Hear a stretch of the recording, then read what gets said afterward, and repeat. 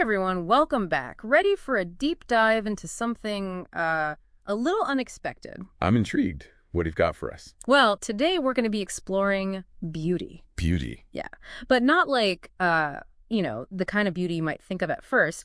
We're really going to be digging into how beauty plays a role in the relationship, often pretty tense, between farmers and predators. Okay, I see where you're going with this. It's an angle I haven't really considered before. Yeah, it's pretty fascinating. And for this deep dive, we've got two main sources. Okay. We've got an academic paper that looks specifically at farmers in South Africa.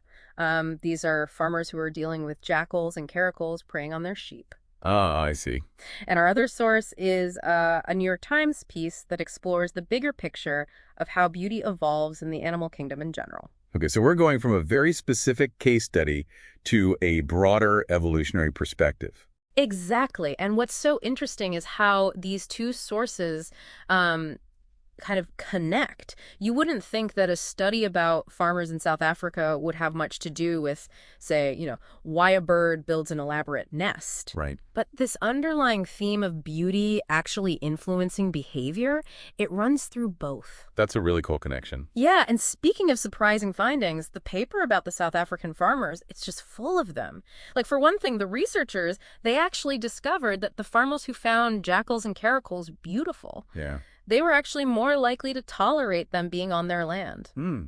Interesting. Even when those predators were, I assume, causing them economic harm by, killing their sheep. Yeah, even when they were losing money because of these predators, the farmers who found them aesthetically pleasing were much more likely to tolerate them. That is counterintuitive. You'd think economic concerns would be the primary driving factor, but it seems like aesthetic appreciation can have a pretty powerful influence. It's really remarkable. It makes you wonder if there's a deeper connection at play, maybe like a sense of awe or respect for these animals that kind of goes beyond the immediate frustration of, having to deal with losing livestock. I'm curious to hear more about how the paper addresses that. Well, one thing they talk about is the language farmers use to describe these predators. Okay. Words like clever, beautiful, they even use adaptable to describe them. It's almost like there's this underlying admiration mixed in with their dislike, So it's not just a black and white good or bad situation. There are these layers of complexity to how they view these animals. Right. And some of the examples they give in the paper are pretty amazing. Like, there are farmers in the study who keep incredibly detailed records of these predators' behaviors. Really? Like what kind of records? I mean, they're mapping out den locations, they're analyzing scat to figure out what the animals are eating, they're even tracking their entire life cycles. Wow, that's impressive. Almost like they're conducting their own little research projects alongside their farming work. Yeah, it's almost like they're fascinated by these animals even as they are, trying to protect their sheep from them. I can see that. It speaks to this kind of complicated relationship that humans have with wildlife in general, right? It's not always a simple us versus them scenario. Exactly. There can be this this blend of respect and maybe even affection alongside the, very real concerns about their livelihoods and their animals. It's like they recognize that these predators are just trying to survive, just like they are. Exactly. And the study also looked at how cultural narratives, like the stories we tell about animals, influence how we perceive them. Okay. Turns out jackals, they kind of have a bad reputation going into this. They're often portrayed as really sly and dishonest. The paper even compares them to livestock thieves. So their image is already kind of working against them, even before a farmer has any personal experience with them. Yeah, that's what it seems like. And I'm guessing that contrasts with the caracal. Yeah, caracals are often admired for their beauty and adaptability. Some farmers even, keep them as pets. Oh, wow. That's a pretty big difference. Right. So it really highlights that our perceptions of these animals aren't just about their actions, but also about the stories we tell about them. Absolutely. It's a good reminder that these narratives can have a real impact on how we interact with the natural world. Which brings us to that New York Times article about beauty and evolution. It starts with this amazing example of the flame bowerbird, which goes to such incredible lengths to attract a mate. Ah, the bowerbirds. Those are fascinating creatures. Seriously. I mean, this bird is basically an artist. Yeah, the males build these incredibly elaborate nests called bowers. They decorate them with all kinds of colorful objects. They even use optical illusions to try to make their display seem even more impressive. And then they perform these elaborate dances to show off their creation. Right. Right. It's like they're putting on this whole performance just to try to win over a female. It's incredible. But here's the thing. All that effort, it doesn't seem to offer any kind of survival advantage. If anything, it probably makes them more vulnerable to predators. Yeah, you'd think all that time and energy spent on these displays would come at a cost, wouldn't you? So that raises a pretty big question. Why would these extravagant displays evolve if they don't directly help the bowerbirds survive? That's where the article gets really interesting. It dives into this whole debate about how beauty evolves. And I'm guessing there's not just one easy answer. Not at all. There are a bunch of different theories out there. Like one common theory is that beauty signals good genes. Okay, so like a male with really bright colors or an impressive bower must be healthier or stronger. And the females are drawn to those traits because they want to pass those good genes on to their offspring. Exactly. But the article points out that this good genes theory doesn't always hold up. Yeah. In a lot of cases, it's really hard to prove a direct link between beauty and survival advantage. So then what other explanations are there? Well, this is where the article introduces us to Richard Prum, a scientist who's proposing a completely different theory. He calls it aesthetic evolution. Aesthetic evolution. Okay, I'm listening. Basically, he's saying that maybe beauty doesn't always have to be about some kind of utility or practicality. You mean like beauty for beauty's sake? Exactly. He's suggesting that animals can develop preferences for certain traits just because they find them aesthetically pleasing, and then those preferences can drive evolution in unexpected directions. So it's not that beauty serves some practical purpose, it's that beauty itself is a driving force in evolution. That's wild. It is a pretty radical idea, isn't it? And Prum uses a fascinating example to illustrate his point.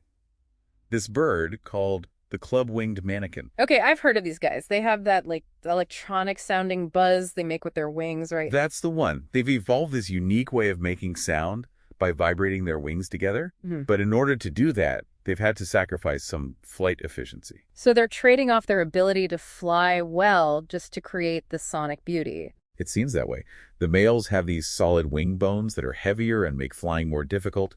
And even the females, who don't make the sound, have inherited these unusual wings. So the drive to create the sonic beauty has actually come at a cost to their survival. That does seem to support Prum's idea that beauty can evolve for its own sake. It does. But as the article points out, not everyone agrees with Prum's theory.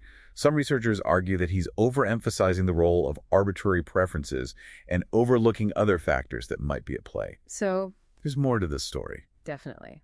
And that's where we'll pick up in the next part of our deep dive, exploring some alternative theories about how beauty evolves and how those theories connect back to our South African farmers. Welcome back. We left off talking about that radical idea that beauty could evolve just for beauty's sake. And remember that club-winged manakin seemingly sacrificing flight efficiency for its unique sound. Yeah, it really made me rethink how we usually look at the whole purpose of beauty in nature. But like you said, not everyone's on board with that theory, right? Right. The New York Times article goes on to talk about researchers who are digging deeper into where those seemingly arbitrary preferences come from. They've got this other really interesting theory called sensory bias. Okay, sensory bias. Can you unpack that a little? Sure. Think about it this way. An animal's environment and the way its senses work can actually shape what that animal finds attractive. Kind of like how, the music we grew up listening to shapes our own taste in music. So instead of beauty being this totally random thing, it's influenced by, like, the world the animal lives in and how they experience that world through their senses. Exactly. And the article talks about this biologist named Molly Cummings. She studies fish. Okay. And she's done some really cool research on surf perch. Those brightly colored fish that live in kelp forests. Yeah, I can picture those kelp forests now. Mm. So what did she learn about the surf perch? Well, she found that the type of water they live in actually affects what kind of markings they find attractive. The surf perch living in darker, murkier water, they tend to go for the shiny, reflective markings. Which makes sense, right? Those are the ones that really stand out in that kind of habitat. So it's not just about the fish themselves, it's about what's actually eye-catching in their specific environment. Exactly. And then the surf perch in the clearer, brighter water, they're more attracted to bolder, more contrasting colors. Again, it's all about what's most noticeable in their particular world. It's like they've evolved to appreciate the kind of beauty that's most visible to them right there in their own surroundings. That's really neat. It is. And Cummings found similar patterns with other fish, too. Like swordtails, the ones living in water that polarizes sunlight, they have these ornaments that reflect that polarized light, like stripes of iridescent blue. So again, standing out, being seen, it's all tied into the environment. Exactly. It really suggests that beauty, in these cases at least, isn't just some random fluke. It's shaped by that physical environment and how those constraints affect what the animals can actually see, their visual systems. But wait, wasn't the article talking about more than just sight? I'm remembering something about sound and frogs. Ah, yes. You're thinking of the tundra frog.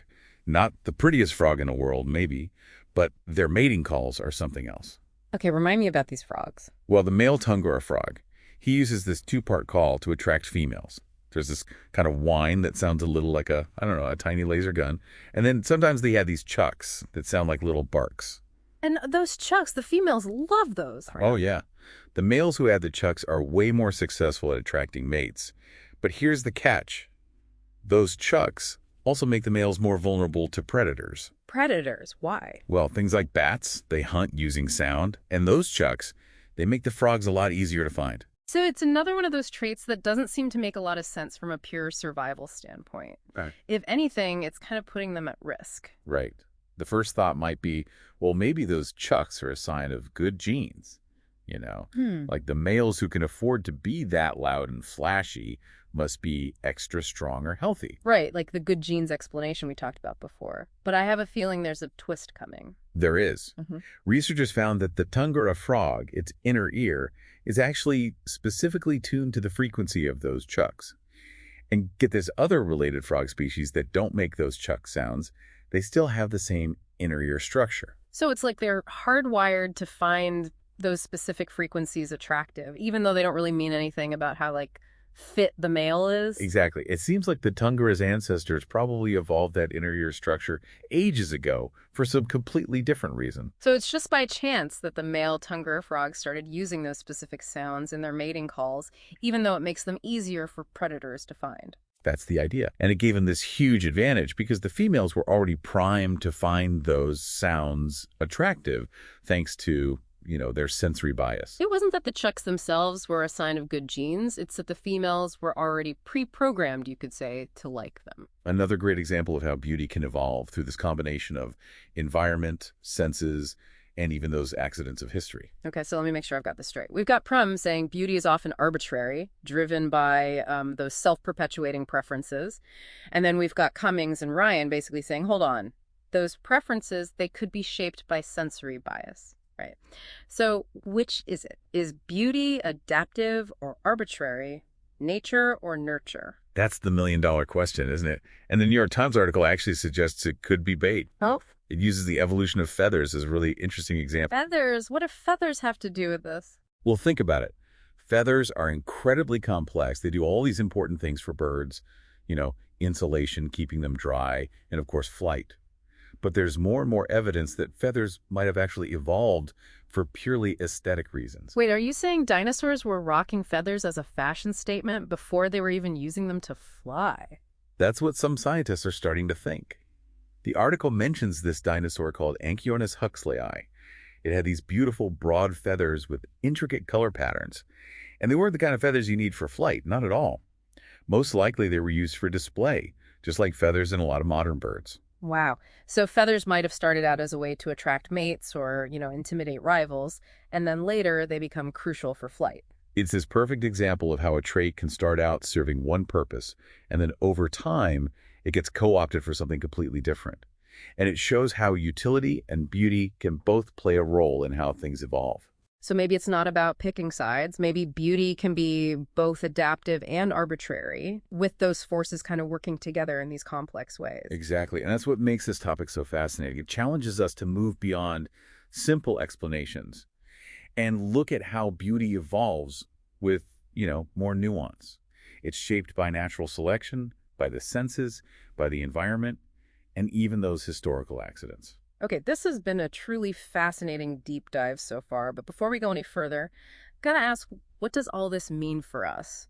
Why should we care about how beauty evolves in, birds, fish, and frogs? That's a great question. I think one of the biggest takeaways here is that it challenges our own assumptions about beauty. We often think of beauty as something that has to be useful or functional. But as we've seen in nature, beauty can emerge for reasons that have nothing to do with survival. It's like maybe we need to let go of this idea that there has to be this practical purpose behind everything beautiful. Maybe beauty can just be beautiful. Exactly. And another important point, which ties back to those South African farmers, is that beauty can be a powerful force in shaping how we act and think. If we can learn to appreciate the beauty in creatures that we might otherwise be afraid of or dislike, it could actually help us coexist more peacefully. So you're saying that understanding aesthetics better could actually lead to better conservation efforts. Like, if we see the beauty in a predator, we might be more inclined to want to protect it. That's the hope, and I think that applies to all sorts of creatures and ecosystems, not just predators. The more we can see the beauty in the natural world, the more likely we are to want to protect it. Okay, that's a pretty inspiring thought to end on, but I have a feeling we're not quite done with this conversation yet. We've been talking about beauty in animals, but what about human beauty? That seems like a whole other level of complexity. You're absolutely right, and that's exactly where we'll pick up in the final part of our deep dive. So stay tuned, we've got more beauty to explore. Okay, so we're back for the last part of our deep dive into beauty. And we've covered a lot of ground here. You know, those South African farmers who see beauty even in the predators that are going after their livestock, those bowerbirds putting on their shows to find a mate. We even got into how the environment itself can shape what animals are attracted to. It's been a wild ride. It really has. But now it's time to tackle the big one, I guess you could say. Human beauty. Yeah, this is definitely where things get a lot more complicated.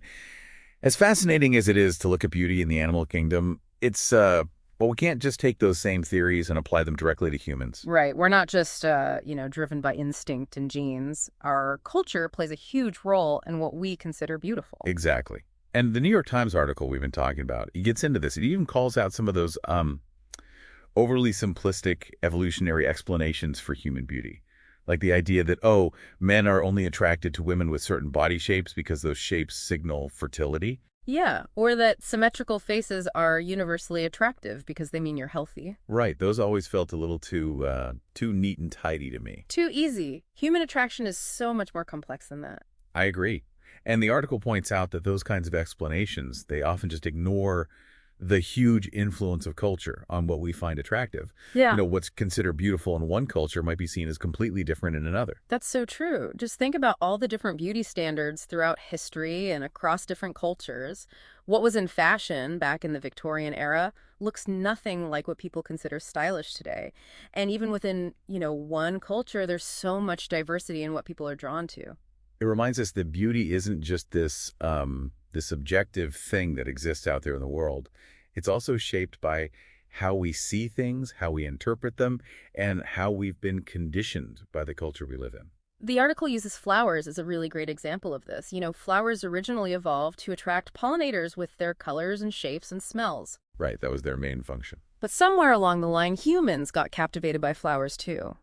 We started cultivating them, breeding them for specific traits and making them a part of our art, our rituals, even just our daily lives. And by doing that, we essentially took something that was purely functional in nature and turned it into, an object of beauty that holds all this cultural significance for us. Exactly. Think about the symbolism of roses, for instance, or lilies or orchids in different cultures. Yeah. Love, purity, grief, all those complex emotions and ideas that we've layered onto these flowers. So we've taken something that evolved for one purpose and given it this whole other layer of meaning and aesthetic value. Right. And the article argues that this shows how pointless it is to try to separate nature from nurture when it comes to human beauty.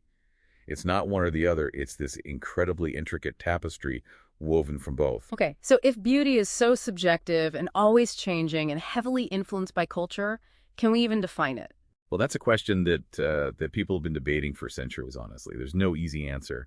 But the article offers this really interesting perspective. It suggests that beauty isn't simply a property that exists in an object or in a person. Okay, so it's not like a flower is inherently beautiful all by itself. Right. Instead, beauty is maybe better understood as this kind of ongoing dialogue, this back and forth between the person who's perceiving something and the thing being perceived. It's about that interaction between our senses, our brains, and the world around us. So beauty is created in that space between what's actually out there and how we experience it. Exactly. It's about that spark of recognition, that feeling of awe, that sense of delight that happens when we encounter something that really resonates with us, on a sensory and emotional level. And that can be influenced by so many things. Our biology, where we come from culturally, our personal experiences, even just our mood at that moment. The article uses some beautiful language to describe this, actually. It talks about a bee landing on a buttercup, a bowerbird carefully choosing a hibiscus flower for its display, that urge to paint water lilies, the tradition of putting roses on a grave. It's like beauty is this universal language that speaks to something really deep inside of us, even if we can't always explain it with words. And that's a really profound idea, I think. It suggests that beauty isn't just superficial, it's a core part of how we connect to the world, a way of experiencing something bigger than ourselves. Wow, we've really gone on quite a journey in this deep dive. From those farmers in South Africa to those amazing bowerbirds, from how fish see the world to the meaning we give to flowers. We've seen how beauty can be both adaptive and arbitrary, how it's influenced by evolution, by our senses, and by the cultures we live in. And we've explored this idea that beauty is ultimately a conversation between us and the things we observe, that spark of recognition when our senses and emotions are engaged. So as we wrap up this whole deep dive, what's the main takeaway you hope our listeners will, walk away with? I think the most important thing is to remember that beauty is far more complex than we often realize. It's not just about, survival of the fittest or conforming to some universal standard. It's about perception, interpretation, and connection. It's about that interplay of nature and culture, the influence of our senses, our emotions, and that very human need to find meaning and wonder in the world. Maybe by understanding beauty a little better, we can appreciate the incredible diversity of life on this planet, have more empathy for other creatures, and find more of those moments of awe and wonder in our own lives. So as you go about your day, I encourage you to really pay attention to those things that spark that sense of beauty in you. Whether it's something grand like a breathtaking sunset, or something small and delicate like a flower, a work of art that moves you, or even just a simple act of kindness. Take a moment to appreciate the beauty around you and let it inspire you to see the world with fresh eyes. And on that note, I think that's a great place to wrap up this deep dive. Thanks for joining us on this exploration of beauty. It's been a fascinating journey.